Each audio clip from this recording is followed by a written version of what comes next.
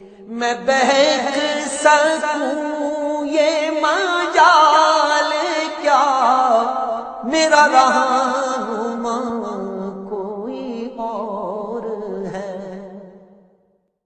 نحمدہ ونصلی علی رسولہ النبی الکریم الامین، اما بعد فاعوذ باللہ السمیع العلیم من الشیطان الرجیم، بسم اللہ الرحمن الرحیم۔ قال اللہ تبارک و تعالی فی القرآن الحکیم، ان اللہ وملائکتہ یصلون علی النبی یا ایہا الذین آمنوا صلوا علیہ وسلموا تسلیما۔ الصلاۃ والسلام علیک یا رسول اللہ، الصلاۃ والسلام علیک یا نبی اللہ، الصلاۃ والسلام علیک یا شفیع المذنبین وعلی آلک واصحابک یا رحمۃ للعالمین۔ اللہ تعالیٰ کی بے حد و حساب حمد و ثنا حضور سرور کونین جان عالم وجہ تخلیق کائنات حضرت محمد مصطفیٰ صلی اللہ علیہ وآلہ وسلم اور آپ کے جمیع آل و اصحاب کی بارگاہ ناز میں درود و سلام کے نذرانوں کے بعد، سامعین ذی قدر، میرے دینی اور یقینی دوستو، بزرگ اور بھائیو، تفسیر اعجاز القرآن کے تسلسل کو بڑھاتے ہوئے ایک بار پھر ہم آپ کی خدمت میں حاضر ہیں، اور آج ہم سورہ المائدہ کے تیسرے رکوع اور چھٹے سپارے کے مجموعی طور پر 7ویں رکوع کی تفسیر آپ کے سامنے پیش کریں گے۔ اللہ تبارک و تعالی ہم سب کو حق کی پیروی کرنے کی توفیق مرحمت فرمائے۔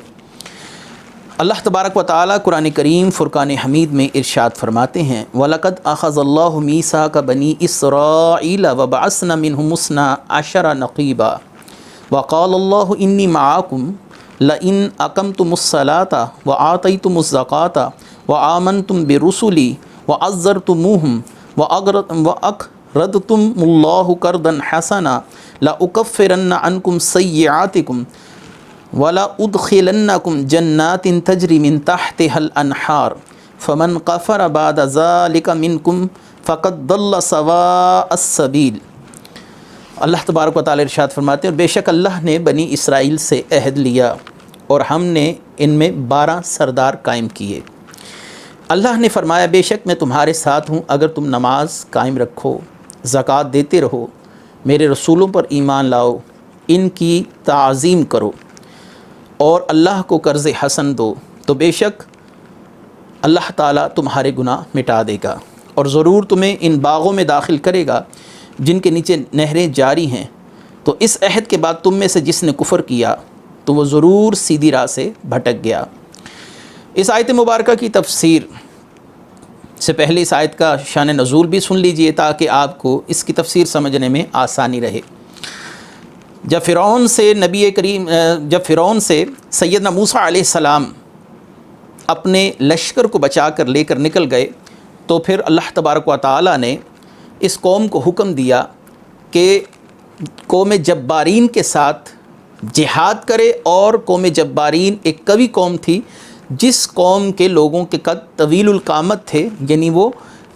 طاقت میں، قدامت میں اور زور اور قوت میں اس قوم سے زیادہ، یعنی بنی اسرائیل سے زیادہ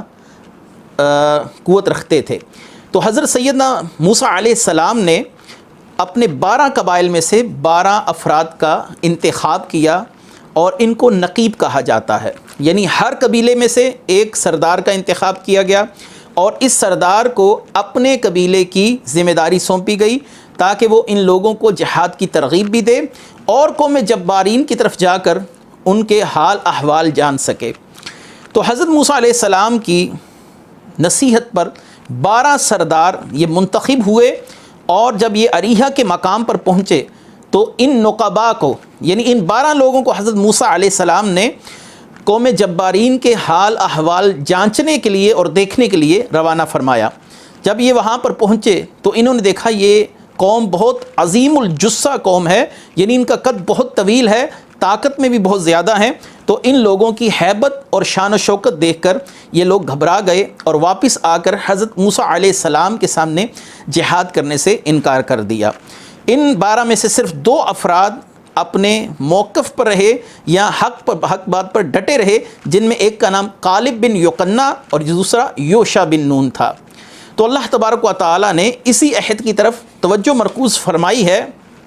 کہ جب ہم نے بنی اسرائیل سے عہد لیا تھا وَبَعَثْنَا مِنْهُمُ اثْنَا عَشَرَ نَقِيبًا، اور ہم نے ان میں 12 افراد کو مقرر کیا تھا۔ یہاں پر یہ بات بھی بڑی قابل غور ہے کہ ان 12 افراد کا تقرر سیدنا موسیٰ علیہ السلام کی طرف سے ہوا تھا۔ اللہ تبارک و تعالیٰ نے فرمایا کہ وَبَعَثْنَا مِنْهُمُ اثْنَا عَشَرَ نَقِيبًا، اللہ تعالیٰ نے ان 12 سرداروں کو مقرر کیا۔ حالانکہ مقرر کرنا حضرت موسیٰ علیہ السلام کی طرف سے تھا، لہٰذا یہاں سے یہ مسئلہ بھی حل ہوا کہ اہل اللہ کا اگر کوئی بھی عمل ہو وہ اصل میں اللہ تبارک و تعالیٰ ہی کا عمل کہلاتا ہے، ان کو غیر اللہ نہیں کہا جا سکتا، ان کو حزب اللہ کہا جاتا ہے۔ یہ اللہ کی جماعت ہے اور اللہ تبارک و تعالیٰ کے احکامات اور اللہ تعالیٰ کے جو بھی معاملات ہیں وہ اللہ تبارک و تعالیٰ کی مرضی سے یہ لوگ سر انجام دیتے ہیں۔ اس کے بعد اللہ تبارک و تعالیٰ نے ارشاد فرمایا کہ جب تم میں سے 12 سردار مقرر کیے گئے اور اللہ نے تم سے عہد لیا کہ تم نماز قائم کرو گے، نماز قائم کرنے کا حکم قرآن کریم میں 700 سے زائد مرتبہ بیان ہوا۔ یہاں سے نماز کی فضیلت اور نماز کی افادیت اور اہمیت کا اندازہ کیا جا سکتا ہے۔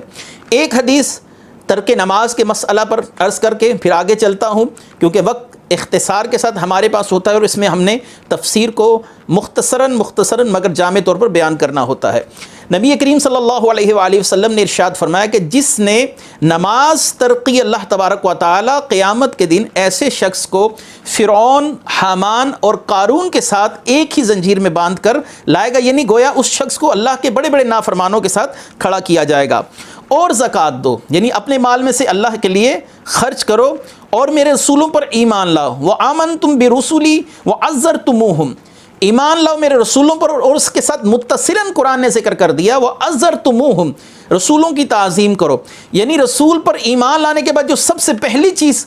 عائد کی گئی ہے اہل ایمان پر بھی سورہ فتح اگر دیکھیے اور بنی اسرائیل پر بھی، جیسا کہ اس آیت مبارکہ کے اندر موجود ہے، وہ رسولوں کی تعظیم ہے۔ رسول کی تعظیم، توقیر، عزت، یہ اتنا بڑا اور اہم مسئلہ ہے کہ اللہ تبارک و تعالی نے صحابہ اکرام سے کہا اے ایمان والو اپنی آوازوں کو نبی کی آواز سے پست رکھو، اور اگر تمہاری آواز نبی کی آواز سے بلند ہوئی، یعنی تم نے تعظیم اور توقیر کا خیال نہ رکھا، ان تحبط اعمالکم، اللہ تبارک و تعالی تمہاری نمازیں، تمہارے حج، تمہاری زکوٰۃ، تمہارا جہاد سب کچھ رائیگاں فرما دے گا۔ تو اس سے اندازہ کیا جا سکتا ہے وَعَزَّرْتُمُوهُمْ، یہ کتنا اہم حکم ہے۔ تمام کے تمام اعمال اللہ کی بارگاہ میں ایک مقام رکھتے ہیں، لیکن اگر توقیر نبی نہیں، تعظیم نبی نہیں، تو ان اعمال کو رائیگاں کر دیا جائے گا۔ وَأَقْرَضْتُمُ اللَّهَ قَرْضًا حَسَنًا لَأُكَفِّرَنَّ عَنْكُمْ سَيِّئَاتِكُمْ وَلَأُدْخِلَنَّكُمْ جَنَّاتٍ تَجْرِي مِنْ تَحْتِهَا الْأَنْهَارُ۔ اللہ تبارک و تعالیٰ نے فرمایا کہ اگر تم اللہ کو قرض حسنہ دو گے، قرض حسنہ یعنی دین کے لیے اپنا مال خرچ کرو گے، تو اللہ تعالیٰ تمہارے گناہ مٹا دے گا۔ انسان سے اگر کوئی گناہ سرزد ہو جائے تو ہمارے اکابرین یہی طریقہ بتاتے تھے کہ اگر وہ اللہ کی راہ میں مال صدقہ کر دے تو صدقہ اس کے گناہوں کو مٹا دے گا۔ ان الحسنات یذہبن السیئات، حسنات گناہوں کو مٹا دیتی ہیں، یعنی انسان سے کوئی گناہ ہو گیا، اگر اس نے اس کے بعد کوئی نیکی کر دی تو وہ گناہ اللہ تبارک و تعالیٰ اس کے ذمے سے محو فرما دیتا ہے، ختم کر دیتا ہے۔ تو اللہ تعالیٰ ضرور تمہیں ان باغوں میں داخل کرے گا جن کے نیچے نہریں جاری ہیں۔ تو اس عہد کے بعد تم میں سے جس نے کفر کیا تو وہ ضرور سیدھی راہ سے بھٹک گیا، یعنی ان پر نماز پڑھنے کا معاملہ، ان پر قرض حسنہ دینے کا معاملہ، زکوٰۃ دینے کا معاملہ، انبیاء کی توقیر کا معاملہ، یہ لازم کیا گیا تھا۔ لیکن اللہ تعالیٰ نے اگلی آیت مبارکہ میں ان لوگوں کا حال احوال بڑا تفصیل کے ساتھ بیان فرما دیا۔ فَبِمَا نَقْضِهِمْ مِيثَاقَهُمْ لَعَنَّهُمْ وَجَعَلْنَا قُلُوبَهُمْ قَسِيَّةً يُحَرِّفُونَ الْكَلِمَ عَنْ مَوَاضِعِهِ وَنَسُوا حَظًّا مِّمَّا ذُكِّرُوا بِهِ وَلَا تَزَالُ تَطَّلِعُ عَلَىٰ خَائِنَةٍ مِّنْهُمْ إِلَّا قَلِيلًا مِّنْهُمْ فَاعْفُ عَنْهُمْ وَاصْفَحْ إِنَّ اللَّهَ يُحِبُّ الْمُحْسِنِينَ۔ تو ان کے عہد توڑنے کی وجہ سے ہم نے ان پر لعنت کی، یعنی ان سے جو پیچھے عہد لیے گئے تھے، نماز پڑھنا، انبیاء کی توقیر کرنا، انبیاء پر ایمان لانا، اللہ کے لیے قرض حسنہ دینا، زکوٰۃ دینا، ان سے عہد لیا گیا تھا، لیکن انہوں نے کیا کیا؟ عہد توڑ دیا۔ تو اللہ تبارک و تعالیٰ نے فرمایا لعنہم، ہم نے ان پر لعنت کی، ان کے دل سخت کر دیے۔ جو اللہ کی نافرمانی کرتا ہے اللہ تعالیٰ اس کے دل کو سخت کر دیتا ہے، اب نصیحت اس پر اثر نہیں کرتی۔ وہ اللہ کی باتوں کو ان کے مقامات سے بدل دیتے تھے۔ یحرفون القول عن مواضعہ، اللہ کے کلام کو بدل دیتے تھے، یعنی اپنی آسمانی کتابوں کے اندر رد و بدل کر دیتے تھے۔ مزید ارشاد فرمایا اور انہوں نے ان نصیحتوں کا بڑا حصہ بھلا دیا۔ ان نصیحتوں سے مراد شرعی احکامات ہیں اور نبی کریم صلی اللہ علیہ وسلم کے آنے کی بشارتیں ہیں اور آپ کی نشانیاں ہیں۔ ان لوگوں نے حسد میں نبی کریم صلی اللہ علیہ وسلم کی آمد کی جتنی نشانیاں تھیں ان کو محو کر دیا اور تغیر و تبدل کا شکار ہو گئیں یہ کتابیں۔ پھر ارشاد فرمایا تم ہمیشہ ان کی ایک نہ ایک دغا پر مطلع ہوتے رہو گے، یعنی اے محبوب صلی اللہ علیہ وسلم آپ کو وحی الہی سے ان کے فریب اور ان کے خفیہ منصوبوں پر اطلاع کر دی جائے گی، سوائے تھوڑوں کے تو انہیں معاف کر دو، یعنی ان میں بہت تھوڑے لوگ ہیں جو اے محبوب صلی اللہ علیہ وسلم آپ کو اللہ کا نبی سمجھتے ہیں اور آپ کے خلاف کسی بھی قدم اٹھانے سے پہلے 100 مرتبہ سوچتے ہیں، تو آپ انہیں معاف کر دیجئے، ان سے درگزر کیجئے، بے شک احسان والے اللہ کو محبوب ہیں۔ بنی اسرائیل نے عہد الہی کو توڑا، حضرت موسیٰ علیہ السلام کے بعد آنے والے انبیاء کی تکذیب کی، انبیاء علیہ السلام کو قتل کیا، تورات کے احکامات کی مخالفت۔ یہ تو بڑی واضح سی بات ہے، ہمارے پچھلے دروس میں ہم نے تفصیل کے ساتھ یہ تمام باتیں بیان کر دیں۔ آیات کو بدل دیا جن میں سرکار دو عالم صلی اللہ علیہ وسلم کی نعت اور وصف موجود تھا، تورات کے اندر جو شرعی احکامات تھے ان کو فراموش کر دیا گیا۔ اللہ تبارک و تعالیٰ نے یہاں پر من مزید ارشاد فرمایا وَجَعَلْنَا قُلُوبَهُمْ قَسِيَّةً، ہم نے ان کے دلوں کو سخت کر دیا۔ جب انسان بدعمالی کرتا ہے تو اس کے دل پر ایک سیاہ نقطہ لگ جاتا ہے۔ نبی کریم صلی اللہ علیہ وسلم نے پھر ارشاد فرمایا پھر دوسرا برا عمل کرتا ہے تو اس کے دل پر دوسرا سیاہ نقطہ لگا دیا جاتا ہے، یہاں تک کہ اس کا دل مکمل سیاہ ہو جاتا ہے، اب وہ کسی نصیحت کو قبول نہیں کرتا۔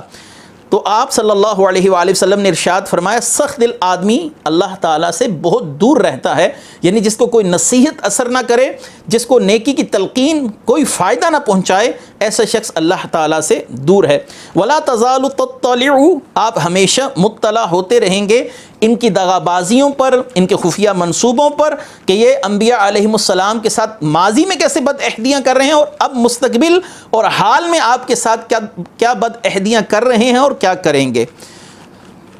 اس کے بعد آپ صلی اللہ علیہ وآلہ وسلم کو پھر تسلی دی گئی۔ اللہ تبارک و تعالیٰ نے ارشاد فرمایا وَمِنَ الَّذِينَ قَالُوا إِنَّا نَصَارَىٰ أَخَذْنَا مِيثَاقَهُمْ فَنَسُوا حَظًّا مِّمَّا ذُكِّرُوا بِهِ فَأَغْرَيْنَا بَيْنَهُمُ الْعَدَاوَةَ وَالْبَغْضَاءَ إِلَىٰ يَوْمِ الْقِيَامَةِ وَسَوْفَ يُنَبِّئُهُمُ اللَّهُ بِمَا كَانُوا يَصْنَعُونَ، اور جنہوں نے دعویٰ کیا کہ ہم نصارہ ہیں، ان سے ہم نے عہد لیا تو وہ ان نصیحتوں کا بڑا حصہ بھلا بیٹھے جو انہیں کی گئی تھی، ہم نے ان کے درمیان قیامت کے دن تک دشمنی اور بغض ڈال دیا، ان قریب اللہ تعالیٰ انہیں بتا دے گا جو کچھ وہ کرتے تھے۔ پہلے یہودیوں کا ذکر ہوا، اب عیسائیوں کی خوش فہمیوں کو دور کیا جا رہا ہے اور مسلمانوں کو عیسائیوں کی باطنی کیفیات پر مطلع کیا جا رہا ہے کہ یہودی تو ان جرائم کے مرتکب ہوئے ہی تھے، لیکن عیسائی بھی ان جرائم میں کسی طرح یہودیوں سے کم نہیں ہے۔ حضرت عیسیٰ علیہ السلام کی کتاب میں تحریفات کرنا، حضرت عیسیٰ علیہ السلام کے لیے شرقیہ عقائد رکھنا اور نبی کریم صلی اللہ علیہ وآلہ وسلم کی بشارتوں کو اپنی کتابوں میں پانے کے بعد ان میں تغیر و تبدل کر ان خوشخبریوں کو محو کر دینا۔ اللہ تعالیٰ نے فرمایا من الذین قالوا انا نصارا، اور جنہوں نے دعویٰ کیا ہم نصارہ ہیں۔ اصل میں حضرت عیسیٰ علیہ السلام ایک بستی کی طرف بھیجے گئے تھے جہاں پر آپ کے ماننے والوں کی تعداد بھی بہت زیادہ تھی، اور آپ نے اپنی دعوت اور تبلیغ کا کام اس بستی سے شروع کیا تھا، اس کا نام ناصرہ تھا،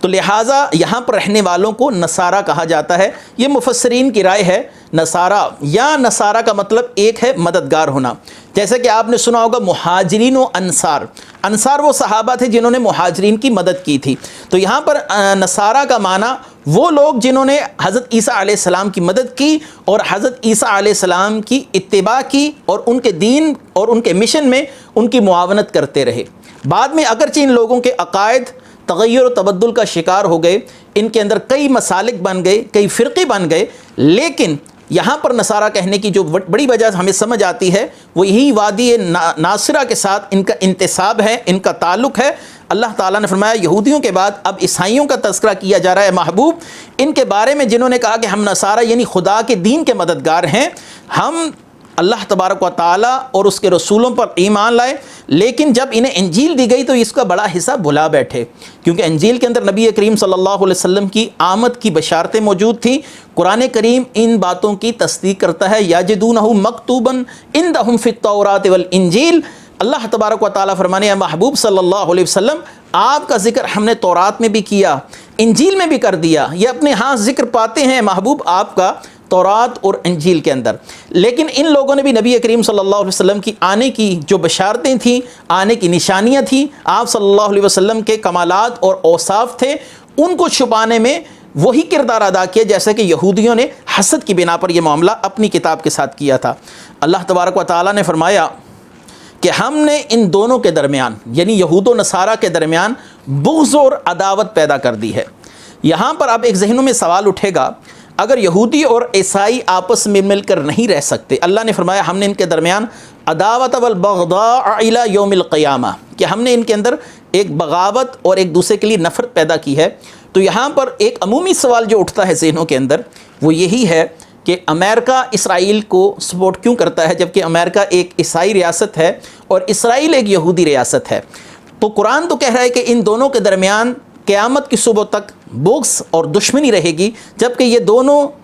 ممالک ایک دوسرے کے ساتھ مالی تعاون بھی کرتے ہیں اور جنگی تعاون بھی کرتے ہیں۔ تو اس کی وجہ کیا ہے؟ تو اس کی بڑی وجہ یہی ہے کہ یہودی جو ہیں وہ امریکہ کی اکانومی پر چھائے ہوئے ہیں اور امریکہ کے اندر ان کی تجارت ہے، امریکہ کے اندر ان لوگوں کے کاروبار بڑی ہی وسعت رکھتے ہیں۔ امریکہ جو ان کے ساتھ تعاون کرتا ہے وہ بقصد مجبوری کرتا ہے کہ ہمارے ہاں ہمارے ملک کا نظام یہودیوں کے کندھے پر ہے، اگر یہ معاملہ نہ ہوتا تو یہودیوں کے ساتھ عیسائی ایک قدم بھی نہ چل سکتے، لیکن یہاں پر عیسائی اپنے ملک کی اکانومی، اپنے ملک کے تحفظات کو مد نظر رکھتے ہوئے یہودیوں کے ساتھ چلنے پر مجبور ہیں۔ یہ بقصد مجبوری معاملہ ہے، دل سے یہ لوگ بھی اصل میں یہودیوں کو ناپسند کرتے ہیں، صرف مجبوری کے تحت ان کے ساتھ چلتے ہیں، ان کے ساتھ کیے گئے معاہدوں کے پابند ہیں۔ اگرچہ یہودی قوم ایسی قوم ہے جس پر اللہ نے قیامت تک ذلت اور مسکنت مسلط کر دی۔ اس ذلت اور مسکنت کی بھی تفسیر بعض لوگوں کے ذہنوں میں سوال آتا ہے، ذلت اور مسکنت سے مراد غریبی ہے، جبکہ یہودی اس وقت دنیا کے امیر ترین لوگ شمار ہوتے ہیں، تو پھر قرآن میں جو ذلت اور مسکنت ان لوگوں کے لیے کہی گئی اس کی حکمت کیا ہے؟ تو یاد رکھیے کہ ایسا شخص جس کو مال کی طلبی بے چین رکھے، جس کو مال میں کمی کا خوف رہتا ہو، وہ انسان فطری طور پر بے سکونی کے عالم میں رہتا ہے۔ ایسا شخص اپنے مال کو خرچ کرتے وقت 100 بار سوچتا ہے، بخیل شخص ایک لمحے کے لیے بھی سکون نہیں پاتا۔ تو اللہ تعالیٰ نے ان کے دلوں پر مسکنت طاری کی ہے، اگرچہ ان کے پاس مال بڑا کثیر ہے لیکن ان کے دل سکون نہیں پاتے، اور مال کی حرص ان کو سکون نہیں لینے دیتی، یہ مزید سے مزید کی طلب میں اپنے دن اور راتیں یوں ہی گزارتے ہیں۔ اللہ تبارک و تعالیٰ نے فرمایا وَسَوْفَ يُنَبِّئُهُمُ اللَّهُ بِمَا كَانُوا يَصْنَعُونَ، کہ اللہ تبارک و تعالیٰ ان قریب انہیں بتا دے گا جو وہ کچھ کرتے تھے۔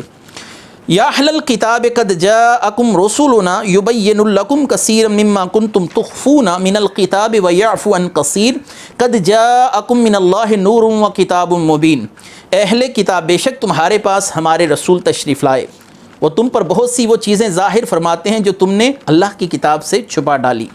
اور بہت سی باتیں معاف فرما دیتے ہیں، بے شک تمہارے پاس اللہ کی طرف سے ایک نور آ گیا اور ایک روشن کتاب۔ یا اہل الکتاب یہ خطاب ہے عیسائیوں سے، یہودیوں سے، اور نبی کریم صلی اللہ علیہ وسلم کی نسبت سے جب اللہ تعالی ہم سے خطاب فرماتا ہے، ہم بھی اہل کتاب، ہم پر قرآن کریم کا نزول ہوا اس قوم پر، لیکن اللہ تعالی ہمیں یا ایھا الذین آمنوا کہہ کر قرآن میں 88 مقامات پر خطاب فرماتا ہے۔ لیکن ان قوموں پر اللہ تبارک و تعالی نے اگرچہ کتابوں کا نزول فرمایا، انبیاء مبعوث فرمائے، لیکن فرمایا گیا یا اہل الکتاب، اے کتابیو، یہاں پر مراد عیسائی اور یہودی ہیں۔ اے اہل کتاب تمہارے پاس ہمارے محبوب صلی اللہ علیہ وسلم تشریف لے آئے، جو تم اپنی کتابوں میں تغیر و تبدل کر چکے ہو، جو تم نے احکامات چھپا دی ہیں، جیسے کہ رجم کی آیات ہیں کہ اگر کوئی شخص بدکاری کرے اور اس فرد کو اور اس کے ساتھ دوسری جو خاتون ہے جو اس جرم کی مرتکب ہوئی، ان دونوں کو رجم کیا جائے گا، پتھروں کے ساتھ اتنا مارا جائے گا یہاں تک کہ دونوں مر نہ جائیں۔ تو یہودی ان چیزوں کو چھپاتے تھے اور نبی کریم صلی اللہ علیہ وآلہ وسلم کے سامنے آ کر برملا کہا کرتے تھے ایسا کوئی حکم بھی ہماری کتابوں میں موجود نہیں ہے۔ یہاں پر نبی کریم صلی اللہ علیہ وسلم کی شان کا بیان ہے کہ جو تم اپنی کتابوں میں تحریفات کر چکے ہو، یہ محبوب وہ تحریفات جانتے ہیں۔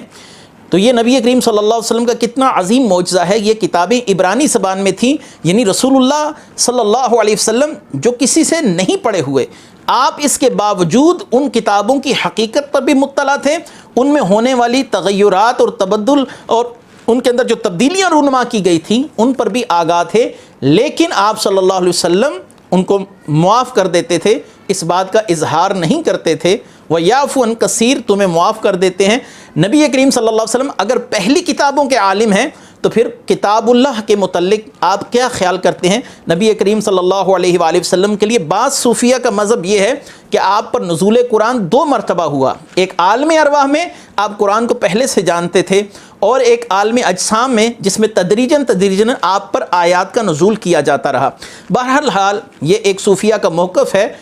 محی الدین ابن عربی رحمۃ اللہ علیہ اسی طرف گئے ہیں۔ اللہ تبارک و تعالیٰ نے ارشاد فرمایا قد جاءکم من اللہ نور و کتاب مبین، بے شک تمہارے پاس تشریف لے آئے محمد صلی اللہ علیہ وسلم، نور کی تفسیر نبی کریم صلی اللہ علیہ وسلم ہے، اور روشن کتاب۔ یہاں پر یہ بات یاد رہے کہ نبی کریم صلی اللہ علیہ وسلم کو اس مقام پر نور کہا گیا ہے، اور ایک مقام پر قرآن نے آپ کے لیے بشریت کا بھی ذکر فرمایا، هل كنت الا بشر الرسول قل انما انا بشر مثلكم۔ قرآن کریم فرقان حمید میں رسول اللہ صلی اللہ علیہ وسلم کے لیے نورانیت کا بھی اس بات ہے، بشریت کا بھی اس بات ہے۔ اب یہاں پر نور سے مراد نبی کریم صلی اللہ علیہ وسلم کی ذات والا صفات ہے۔ اس پر میں مفسرین کے حوالے پیش کر پھر اس نور و بشر کے مسئلہ پر کچھ گفتگو کر اگلی آیت کی طرف چلوں گا۔ امام راضی فرماتے ہیں النور والکتاب هو القرآن وهذا ضعیف۔ اگر کوئی شخص یہ کہے کہ یہاں پر نور اور کتاب دونوں سے مراد قرآن ہے، وَهَذَا ضَعِيفٌ، یہ مذہب ضعیف ہے، یہ بات کمزور ہے، لِأَنَّ الْعَطْفَ يُوجِبُ الْمُغَایَرَةَ، کیونکہ دونوں کے درمیان اللہ نے عطف لگایا ہے۔ واو کا مطلب ہوتا ہے اور 2 ذاتوں میں فرق کرنے کے لیے ہوتا ہے۔ امام راضی فرماتے ہیں نور و کتاب مبین، نور نبی کریم صلی اللہ علیہ وسلم ہے، و کتاب مبین، اور کتاب مبین۔ جب واو اس کے اندر آ گیا، یہ مغایرت کا ہے، دونوں میں فرق ڈالنے کے لیے ہے، تو امام راضی رحمۃ اللہ علیہ فرماتے ہیں العطف یوجب المغایرۃ بین المعطوف والمعطوف علیہ، کہ معطوف اور معطوف علیہ میں مغایرت یعنی ایک دوسرے کا غیر ہونا، یہ یہاں پر مستلزم ہے، یعنی یہاں پر نبی کریم صلی اللہ علیہ وآلہ وسلم کا ذکر الگ اور قرآن کریم کا ذکر الگ کیا گیا۔ امام آلوسی نے بھی ایسے ہی فرمایا وَهُوَ نور الانوار والنبی المختار صلی اللہ علیہ وسلم، اس نور سے مراد سرور کونین، نوروں کے نور حضرت محمد مصطفیٰ صلی اللہ علیہ وسلم کی ذات ہے۔ اور امام ساوی رحمۃ اللہ علیہ حاشیہ جلالین میں فرماتے ہیں وَسُمِّيَ نُورًا لِأَنَّهُ يُنَوِّرُ الْبَصَائِرَ وَيَهْدِيهَا لِلرَّشَادِ وَلِأَنَّهُ أَصْلُ كُلِّ نُورٍ حِسِّيٍّ وَمَعنَوِيٍّ، کہ رسول کریم صلی اللہ علیہ وآلہ وسلم کا نور نام اس لیے رکھا گیا، آپ بصیرتوں کو روشن کرنے والے ہیں، رشد و ہدایت دینے والے ہیں، ہر نور حسی اور ہر نور معنوی کی اصل ہیں۔ نبی کریم صلی اللہ علیہ وآلہ وسلم کے لیے یہاں پر مفسرین کی بہت بڑی تعداد ہے جو مراد آپ صلی اللہ علیہ وسلم کو ہی لیتی ہے، یعنی نور سے مراد امام بغوی رحمۃ اللہ علیہ فرماتے ہیں یعنی محمدن صلی اللہ علیہ وسلم، یہاں پر نبی کریم صلی اللہ علیہ وسلم کی ذات مراد ہے نور سے۔ جب آپ نور ہیں تو بہت سے لوگ کہتے ہیں آپ نور حسی نہیں ہیں، نور ہدایت ہیں۔ ہم کہتے ہیں یہاں پر نور حسی بھی مراد لیا جائے، نور ہدایت بھی مراد لیا جائے، ان دونوں میں آپس میں کوئی تخالف نہیں ہے، کوئی مخالفت نہیں ہے۔ نبی کریم صلی اللہ علیہ وسلم نور ہدایت ہے، اس بات پر تو کوئی شک نہیں کہ آپ نے آ کر لوگوں کو ہدایت دی اور ان کو گمراہی کی ظلمت سے نکال کر ہدایت کی روشنی میں لا کر کھڑا کیا۔ لیکن نبی کریم صلی اللہ علیہ وسلم کے متعلق کثیر احادیث ہیں جو آپ کے نور حسی ہونے پر بڑی واضح دلیل ہیں۔ جیسا کہ بعض صحابہ فرماتے ہیں کہ نبی کریم صلی اللہ علیہ وسلم جب گفتگو فرماتے تھے تو آپ کے دندان کے درمیان سے ہمیں نور نکلتا دکھائی دیتا تھا۔ آپ صلی اللہ علیہ وسلم جب دعا فرماتے تھے تو آپ کی بغل مبارک سے نور چمکتا دکھائی دیتا تھا۔ اور بعض صحابہ کرام کی احادیث جیسے کہ شمائل ترمذی میں موجود ہیں، اس بات پر دلالت کرتی ہیں کہ نبی کریم صلی اللہ علیہ وسلم کے چہرہ اقدس سے نکلنے والا نور وہ دیواروں کو روشن کر دیا کرتا تھا۔ تو یہ نور حسی ہونے کی واضح دلیلیں ہیں، اس کا انکار کرنا یہ ان احادیث کا انکار کرنا ہے۔ نبی کریم صلی اللہ علیہ وسلم ایسے نور تھے کہ آپ کے جسم اقدس سے اگر کوئی شے مس ہوتی تھی تو اللہ تبارک و تعالیٰ اسے بھی نور بنا دیتا تھا۔ جیسا کہ ایک واقعہ مشہور ہے کہ آپ صلی اللہ علیہ وسلم کے 2 صحابہ کرام اندھیرے راستے پر جانے کے لیے جب آپ صلی اللہ علیہ وسلم کی بارگاہ سے اجازت لے کر نکلنے لگے تو آپ نے ان سے ایک چھڑی لے کر اس چھڑی کے اوپر اپنا ہاتھ مبارک پھیرا تو وہ چھڑی ایسے روشن ہو گئی جیسے آج کے دور میں آپ کسی ٹیوب لائٹ کو روشن دیکھتے ہیں، اور وہ صحابہ اسی چھڑی کی روشنی میں اپنے گھروں تک جا پہنچے۔ یہ نبی کریم صلی اللہ علیہ وآلہ وسلم کی نورانیت کا بڑا واضح ثبوت ہے۔ اور اللہ تبارک و تعالیٰ نے مزید آگے ارشاد فرمایا یہدی بہ اللہ من اتبع رضوانہ سبل السلام ویخرجہم من الظلمات الی النور باذنہ ویہدیہم الی صراط مستقیم۔ اللہ اس کے ذریعے سے اسے سلامتی کے راستوں کی ہدایت دیتا ہے جو اللہ کی مرضی کا تابع ہو جائے، اور انہیں اپنے حکم سے تاریکیوں سے روشنی کی طرف لے جاتا ہے اور انہیں سیدھی راہ کی طرف ہدایت دیتا ہے۔ یہدی بہ اللہ، اللہ اس کے ذریعے ہدایت دیتا ہے، یعنی قرآن کی شان کا بیان ہے۔ اللہ قرآن کے ذریعے ہدایت دیتا ہے، لیکن قرآن کس کو ہدایت دیتا ہے؟ قرآن کا اپنا دعویٰ یضل بہ کثیرا و یہدی بہ کثیرا، بہتوں کو گمراہ کرے گا، بہتوں کو سیدھے راستے چلائے گا۔ قرآن کی ہدایت صرف اسی شخص کے لیے ہے جس کے ایک ہاتھ میں دامن قرآن ہو اور ایک ہاتھ میں دامن مصطفیٰ صلی اللہ علیہ وسلم ہو۔ آپ شارع ہیں، جس شخص نے آپ کی تفاسیر اور آپ صلی اللہ علیہ وسلم کی احادیث کے بغیر قرآن کو سمجھنے کی کوشش کی ہے وہ گمراہیوں کے گڑھوں میں جا گرا ہے، اور پھر ایسے لوگ احادیث کا انکار کر کر عجیب سی مصیبت میں مبتلا ہو جاتے ہیں۔ کبھی کہتے ہیں نمازیں قرآن کریم کے اندر 5 نہیں ہیں، صرف 3 نمازوں کا ذکر ہے، ہم صرف 3 نمازیں پڑھیں گے۔ حلال حرام کے مسائل کے اندر ان کو کئی پریشانیوں کا سامنا ہے۔ جو منکرین حدیث ہیں ان کی زندگی ان کے لیے اجیرن بن جاتی ہے، کیونکہ جب وہ نبی کریم صلی اللہ علیہ وسلم کا دامن چھوڑ دیتے ہیں تو پھر قرآن کریم سے ان کے لیے ہدایت مفقود ہو جاتی ہے، پھر ان کو ہدایت نہیں مل سکتی۔ اللہ نے ارشاد فرمایا لقد کفر الذین قالوا ان اللہ هو المسیح ابن مریم قل فمن یملک من اللہ شیئا ان اراد ان یہلک المسیح ابن مریم وامہ ومن فی الارض جمیعا وللہ ملک السماوات والارض وما بینہما یخلق ما یشاء واللہ علی کل شیء قدیر۔ بے شک وہ لوگ کافر ہو گئے جنہوں نے کہا کہ اللہ ہی مسیح ابن مریم ہے۔ تم فرما دو اگر اللہ مسیح ابن مریم کو اور اس کی ماں اور تمام زمین والوں کو ہلاک کرنے کا ارادہ فرما لے تو کون ہے جو اللہ سے بچانے کی طاقت رکھتا ہے؟ اور آسمان اور زمین کی اور جو کچھ ان کے درمیان ہے سب کی بادشاہت اللہ ہی کے لیے ہے، وہ جو چاہتا ہے پیدا کرتا ہے اور اللہ ہر شے پر قادر ہے۔ لقد کفر الذین قالوا، یہ نصرانیوں کے اندر 2 بڑے فرقے، ایک کا نام نستوریہ اور ایک کا نام یعقوبیہ۔ نستوریہ یعقوبیہ یہ حضرت عیسیٰ علیہ السلام کو خدا تصور کرتے ہیں، حضرت عیسیٰ کو اللہ مانتے ہیں۔ اللہ تبارک و تعالیٰ نے انہی لوگوں کا رد فرمایا کہ ان لوگوں کا یہ عقیدہ کہ عیسیٰ خدا ہیں، ان عقیدوں سے ان کو لوٹ آنا چاہیے۔ اگر اللہ چاہے تو حضرت عیسیٰ کو زندگی ان کی سلب فرما لے اور اللہ تعالیٰ حضرت عیسیٰ پر موت طاری فرما دے، ان کی والدہ پر موت طاری فرما دے، اور جو خدا ہے اس پر موت طاری نہیں ہو سکتی۔ خدا ہمیشہ کے لیے ہے اور ہمیشہ ہی رہے گا، تو جسے موت آ سکتی ہے وہ خدا نہیں ہو سکتا۔ آپ ماں کے شکم سے پیدا ہوئے جس میں وہ یہ صفات ہوں وہ خدا نہیں ہو سکتا۔ قرآن نے کہا لم یلد ولم یولد ولم یکن لہ کفوا احد۔ اللہ تمام آسمانی اور زمینی چیزوں کا مالک ہے، ہر چیز پر اللہ تعالیٰ کا اختیار ہے، اور حضرت عیسیٰ علیہ السلام خود اپنی عبدیت کا کئی بار اقرار کر چکے ہیں۔ آگے اللہ تبارک و تعالیٰ نے مزید ارشاد فرمایا وقالت الیہود والنصارى نحن ابناء اللہ واحباؤہ قل فلم يعذبكم بذنوبكم بل انتم بشر ممن خلق یغفر لمن یشاء ویعذب من یشاء وللہ ملک السماوات والارض وما بینہما وإلیہ المصیر۔ یہودی اور نصرانی بولے کہ ہم اللہ کے بیٹے اور اس کے پیارے ہیں۔ تم فرما دو پھر تمہیں کیوں تمہارے گناہوں پر اللہ عذاب فرماتا ہے، بلکہ تم آدمی ہو اس کی مخلوقات سے جسے چاہے بخشتا ہے اور جسے چاہے سزا دیتا ہے، اور اللہ ہی کے لیے ہے سلطنت آسمان اور زمین اور اس کے درمیان کی، اور اسی کی طرف پھرنا ہے۔ یہاں پر یہود و نصارہ کے اس فاسد عقیدے کا بیان ہے کہ جیسے ایک باپ کو بیٹا محبوب ہوتا ہے، اگر بیٹا کتنا ہی نافرمان کیوں نہ ہو لیکن باپ کے لیے وہ قدر و قیمت والا ہوتا ہے، اگرچہ ہم سے بہت سے گناہوں کا صدور ہو چکا اور ہو رہا ہے، لیکن اللہ ہم سے محبت فرماتا ہے جیسے کوئی باپ اپنے بیٹے پر شفیق ہوتا ہے، شفقت فرماتا ہے۔ اللہ تبارک و تعالیٰ نے فرمایا محبوب ان کا یہ باطل دعویٰ ہے، ان کی تصحیح فرمائیے کہ پھر تم پر جو پچھلی امتوں پر تمہارے بڑوں پر جو عذاب آتے رہے وہ کیوں آتے رہے؟ کل فالما یعذبکم بذنوبکم، تمہارے گناہوں کے باعث اللہ تمہیں گرفت کیوں فرماتا رہا؟ بل انتم بشر ممن خلق، تم عام لوگ ہو، یہ تمہاری خوش فہمی ہے کہ تم اللہ کے بیٹے ہو، یا اللہ تعالیٰ سے تمہارا کوئی بڑا گہرا محبت والا تعلق ہے۔ یغفر لمن یشاء، اللہ جس کو چاہے معاف کر دے، ویعذب من یشاء، جس کو چاہے عذاب دے۔ وَلِلَّهِ مُلْكُ السَّمَاوَاتِ وَالْأَرْضِ وَلِلَّهِ مُلْكُ السَّمَاوَاتِ وَالْأَرْضِ وَمَا بَيْنَهُمَا وَإِلَيْهِ الْمَصِيرُ، جسے چاہے اللہ تعالیٰ سزا دے، آسمان اور زمین میں جو کچھ ہے اس کے درمیان سب سلطنت اللہ ہی کی ہے اور اسی کی طرف پھرنا ہے۔ یہاں پر ایک بات بڑی قابل توجہ ہے، یہود و نصارہ خود کو اعمال صالحہ سے بری خیال کرتے تھے، ہم کچھ نہ بھی کریں اللہ تعالیٰ ہمیں معاف فرما دے گا۔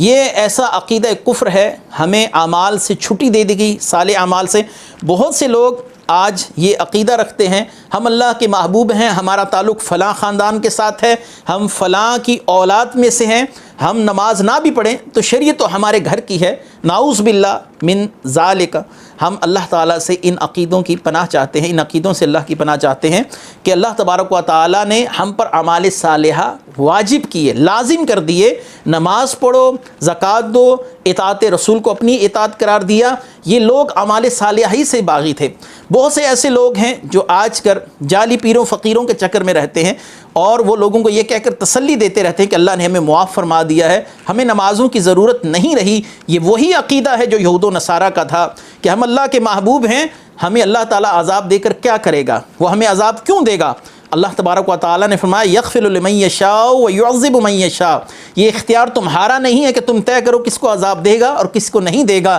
یہ اللہ کی اپنی مرضی ہے، جس کو چاہے عذاب دے، جس کو چاہے معاف فرما دے۔ ہر چیز اس کی ملک ہے، اسی کا ملک ہے، زمین و آسمان میں اس کی بادشاہت ہے۔ آخری آیت مبارکہ اس رکوع کی، اور اللہ تبارک و تعالیٰ فرماتے ہیں یا اہل الکتاب قد جاءکم رسولنا یبین لکم علی فترۃ من الرسل ان تقولوا ما جاءنا من بشیر ولا نذیر فقد جاءکم بشیر ونذیر واللہ علی کل شیء قدیر۔ اے کتاب والو، بے شک تمہارے پاس ہمارے رسول تشریف لائے، وہ رسولوں کی تشریف آوری بند ہو جانے کے عرصہ بعد تم پر ہمارے احکام ظاہر فرما رہے ہیں، تاکہ تم یہ نہ کہو کہ ہمارے پاس تو کوئی خوشخبری دینے والا اور ڈر سنانے والا آیا ہی نہیں۔ تو بے شک تمہارے پاس خوشخبری دینے والے اور ڈر سنانے والے تشریف لا چکے ہیں، اللہ ہر شے پر قادر ہے۔ یہاں پر اہل کتاب کو اللہ تبارک و تعالیٰ اپنے ایک عظیم احسان کی طرف ان کی توجہ مرکوز فرما رہے ہیں کہ عیسیٰ علیہ السلام کے بعد سے لے کر نبی کریم صلی اللہ علیہ وسلم کے زمانے تک 569 سال انبیاء کا سلسلہ بند رہا، کوئی نبی نہیں آیا۔ یاد رکھیے کہ اس دور کے اندر جو لوگ تھے ان کو اصحاب فطرت بولا جاتا ہے، یعنی حضرت عیسیٰ کے بعد سے لے کر نبی کریم صلی اللہ علیہ وسلم کی بعثت تک جو لوگ پیدا ہوئے ان کو اصحاب فطرت بولتے ہیں، جن کے پاس کوئی رسول نہیں آیا۔ اصحاب فطرت کی نجات کے لیے یہ کافی ہے کہ وہ شرک نہ کرتے ہوں اور اللہ کو صرف ایک مانتے ہوں، تو ان کے جنت میں جانے کے لیے یہی عقیدہ کافی قرار دیا گیا ہے، جیسا کہ جلال الدین سیوطی رحمۃ اللہ علیہ نے اپنے مختلف رسائل کے اندر اس بات پر بڑی وضاحت کے ساتھ روشنی ڈالی ہے۔ نبی کریم صلی اللہ علیہ وسلم کی بعثت کو اہل کتاب پر احسان کے طور پر بتلایا جا رہا ہے کہ تم یہ کل کو اللہ کی بارگاہ میں نہ کہو کہ یا اللہ ہمارے پاس تو نے کوئی ڈرانے والا نہیں بھیجا۔ اللہ نے فرمایا میں نے تم پر احسان عظیم کیا، لقد من اللہ، اللہ نے ایک بڑا احسان کر دیا ہے کہ اس نے اپنا رسول تمہارے میں مبعوث کیا، اس رسول نے آ کر تمہارے لیے منشور تیار کیا، حلال اور حرام کے احکامات کو واضح کر دیا، تم پر پڑے ہوئے بوجھوں کو اتار دیا اور تمہیں اس راستے کی طرف بلایا جو تمہیں جہنم سے دور لے جانے والا راستہ ہے، جنت میں اللہ کی رضا پر چلانے والا راستہ ہے۔ تو اللہ تبارک و تعالیٰ نے فرمایا کہ تمہارے پاس اب کوئی حجت نہیں رہی، تم یہ نہ کہو کہ ہمارے پاس کوئی خوشخبری دینے والا اور ڈر سنانے والا نہیں آیا۔ یاد رکھیے وہ لوگ جب نبی کریم صلی اللہ علیہ وسلم کی بعثت ہو گئی، وہ لوگ جن تک آپ صلی اللہ علیہ وسلم کا پیغام پہنچ گیا، آپ کی دعوت پہنچ گئی، اب ان پر اصحاب فطرت کا اطلاق نہیں ہو سکتا۔ آپ صلی اللہ علیہ وسلم کی بعثت سے پہلے اگر کوئی شخص اس دنیا سے چلا گیا، حضرت عیسیٰ کے دور کے بعد سے لے کر نبی کریم صلی اللہ علیہ وسلم کی بعثت تک، اور وہ اللہ کو ایک ماننے والا تھا، تو ہمارا عقیدہ اور یقین ہے کہ وہ شخص جنتی ہے۔ نبی کریم صلی اللہ علیہ وسلم کے والدین جناب سیدہ آمنہ رضی اللہ تعالی عنہا، سیدنا عبداللہ رضی اللہ تعالی عنہ، ہم ان دونوں کو اصحاب فطرت سے شمار کرتے ہیں اور ان کے لیے جنتی ہونے کا عقیدہ رکھتے ہیں، کیونکہ اس آیت نے بتا دیا کہ ایسے لوگ اصحاب فطرت ہیں، اور اللہ تعالیٰ نے یہاں پر ان لوگوں سے کہہ دیا کہ بے شک تمہارے پاس خوشخبری دینے والا بھی آ گیا، ڈر سنانے والا تشریف لا چکا ہے، اللہ ہر شے پر قادر ہے، اب تمہارے لیے حجت اتمام ہو گئی۔ اللہ تعالیٰ اس قوم کو کبھی بھی عذاب نہیں دیتا جن کی طرف کوئی ڈر سنانے والا نہ بھیجا گیا ہو۔ اب تمہارے پاس ڈر سنانے والے آ گئے، حجت اتمام ہو گئی، اپنی بد عقیدگیوں کے باعث اب یہ نہیں کہ تم جنت میں جانے کی بھی طلبگار رہو، رسول نے تمہاری بد عقیدگیاں تم پر ظاہر فرما دی ہیں، تمہیں توحید خالص کی طرف دعوت دے دی ہے، اپنی رسالت کے ساتھ ساتھ اللہ کے احکامات بآحسن طریقے تم تک پہنچا دیے، اب تمہارے پاس کوئی عذر نہیں رہا۔ اللہ تبارک و تعالی ہمیں اپنے محبوب کریم صلی اللہ علیہ وسلم کی اطاعت کما حقہ ادا کرنے کی توفیق مرحمت فرمائے۔ وآخر دعوانا ان الحمد للہ رب العالمین۔ میں بہک سکوں یہ مجال کیا، میرا رہا